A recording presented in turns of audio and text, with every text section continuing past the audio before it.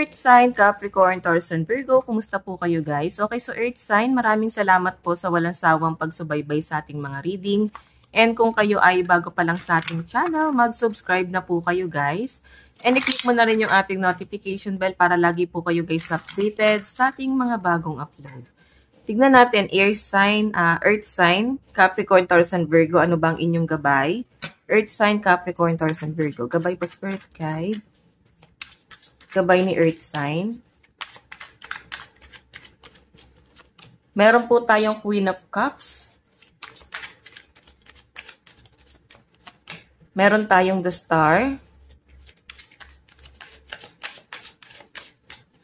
Meron tayong King of Wands.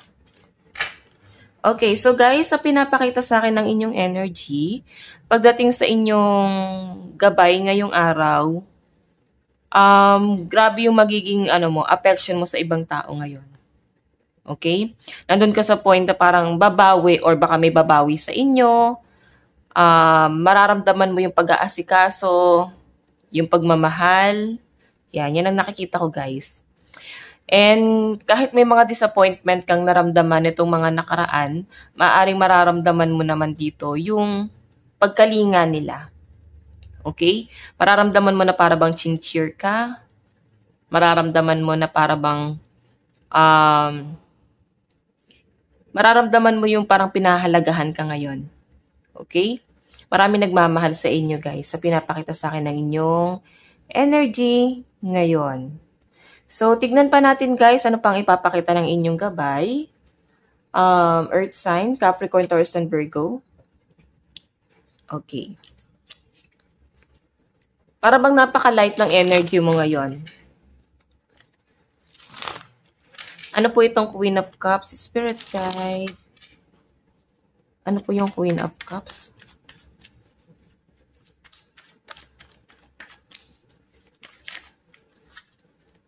Meron tayong Judgment. Meron tayong Ten of Cups. So, nakikita ko rito, Earth sign, go with the flow ka na lang din, no? Pagdating sa mga nangyayari, nagaganap. Malakas ang intuition ng iba sa inyo, guys. Sa pinapakita sa akin, ay, no? Siguro, galing pa to sa mga ninuno mo. Or maaaring nagbubukas ang third eye mo. Okay? Nagiging highly intuitive ang mga Earth sign, Capricorn, Taurus, and Virgo. Or, hindi ko naman, guys, nilalahat, no?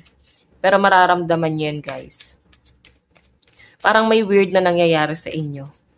Okay? Sa pinapakita sa akin dito, guys, siguro medyo nakakaligtaan kung may mga anak kayo, no? Ang sinasabi dito, parang kailangan yung connection mo sa mga anak mo ay nandun pa rin, maaaring napapabayaan or hindi nila guys nararamdaman yung affection galing sa inyo, guys. Kaya parang may tampong nararamdaman dito. Oo, kasi parang kailangan mong kumonek sa family mo kasi at the end of the day, sila pa rin yung tutulong sa inyo guys kasi family yung nandito. Okay? High Priestess sa pinapakita sa akin dito guys. Pakiramdaman mo mabuti, no? Or pwedeng to guys wag na nating antayin na sila yung parang kailangan bumawi. Okay? Kung kaya natin guys bumawi sa family natin, gawin natin guys. So, tignan natin guys. May nakikita akong gathering dito. May magaganap na celebration. Ano tong The Star? Tignan natin. Ano po ang The Star? Ayun, nakalagay Hope, Faith, Rejuvenation, and Spirituality. Diba?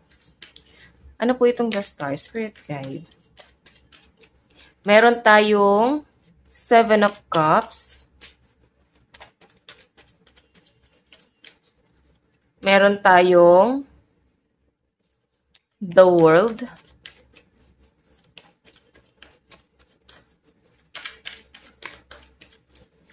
Meron tayong Queen of Swords.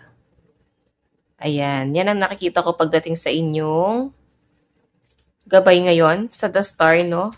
Sa pinapakita sa akin dito, guys, parang kailangan mong mag-focus sa career mo. Kailangan mo mag-focus din sa sarili mo. The world. Baka kailangan mo mag-explore. Lumiliit ang mundo mo, Earth sign. Hindi mo to namamalayan. Kailangan mo ng expansion, no? Huwag mong isipin na hanggang dyan ka lang. Huwag mong isipin na ito lang ang Alam mo yon, ito lang yung mundo mo. Marami pang opportunity sa labas ng comfort zone mo. Okay? Kailangan mo lang mag-expand, Earth sign. Tignan natin guys, ano naman tong King of Wands. Okay? Kailangan mo na expansion. Kasi nandito guys yung ano yung Queen of Swords. Matalino tong si Queen of Swords. Matalino ka pero hindi mo nakikita, hindi mo pa nararamdaman, or hindi mo pa masyadong, ayun nga, dahil hindi ka nag-e-explore, hindi ka nag-e-expand, hindi mo nalalaman kung ano ba yung para sa'yo. Hindi mo alam yung right path mo. Okay? So, tignan natin guys, ano naman tong King of Wands. Meron tayong Three of Wands.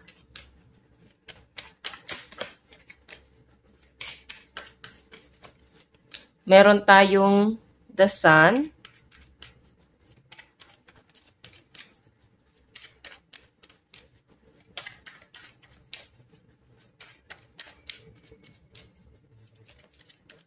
Meron tayong Three of Cups. Okay? So guys, sa pinapakita sa akin, yung King of Wands mo, parang pagmamarket to. Pagdating to sa business mo, may nakikita kasi akong parang lagi ikaw yung nag-aabono na lang. So, gano'n naman talaga guys sa business. Kaya nga sinasabi nila, pag nag-business ka, piliin mo yung maliit ang kapital. Okay? Kasi mahirap yung bubuwis ka sa isang business tapos malaki pa yung abono mo. Pag ganyan, maaaring malugi ka pa. Okay? So, pag nag-business ka, yung aware ka na may mababawi ka kahit papano or may kikitain ka kahit papano. Okay? So, tignan natin guys, pagdating naman sa love life mo, Earth sign. Sa love life naman po ni Earth sign,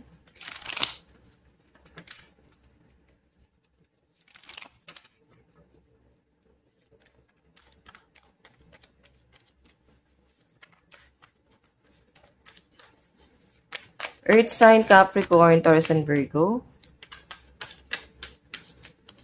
Meron tayong Six of Wands. Marami nag-a-admire sa'yo.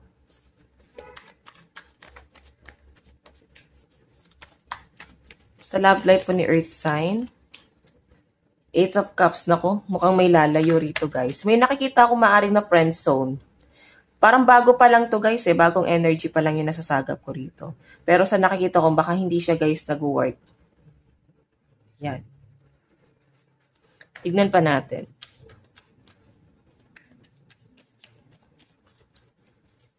Meron tayong the Wheel. Okay. So, Earth sign, pagdating sa love life mo, may gustong lumayo. Kasi hindi pa nag-e-explore Or hindi, nai-stuck siya dun sa connection. Nandiyan yung Six of Wands. So, someone na bago pa lang yung energy. So, I think nagkaroon ng ano sa inyo. Parang connection. Parang niligawan or nanligaw. Pero hindi guys binigyan ng label. So, I think naudlot siya. Kasi para bang ano guys parang ang na-feel nung isa pinaglaruan siya. So, Earth sign may lumalayo para sa peace of mind. Parang ipapaubayan na lang. Ayan yung feelings na iniwan niya na sa lugar kung saan siya umalis. Kung saan nagkaroon ng ending sa inyo. Okay? So, may nakikita ako rito guys, pagbabago na gustong mangyari. Or pwedeng ikaw to guys, gusto mo na ng peace of mind, kaya lalayuan mo na. Kasi maaaring na-realize mo, marami naman tao dyan, marami naman pwedeng magmahal sa inyo. Okay, tignan natin guys ang inyong love advice. Meron tayong soulmate. Meron tayong romantic feelings. I think soulmate mo yan, no? Kung magkalayo kayo, hindi talaga kayo mag-work. And, parang twin flame din, guys. Ang twin flame kasi parehas kayo ng takbo ng isip, magka-vibes kayo. Pero madalas, pag twin flame, hindi guys nagkakatuluyan. Oo. Tignan natin, guys. Mensahe sa'yo ng person mo. Tignan natin. You were the best thing in my life. So, magandang nangyari ka sa buhay niya kahit papano. Kumbaga, may naturo ka daw sa kanya. may na-realize, may naramdaman siya, kahit papano, yun yung nagpa-trigger sa kanya para mag-grow. Okay. Advice. Meron tayong harmony. Balance, energy, breath, and flow. Diba? Kailangan magkaroon ng expansion, balance sa'yo. So, Earth sign, ito lang naman po ang inyong reading. Hanggang sa muli. God bless and love you all. Thank you.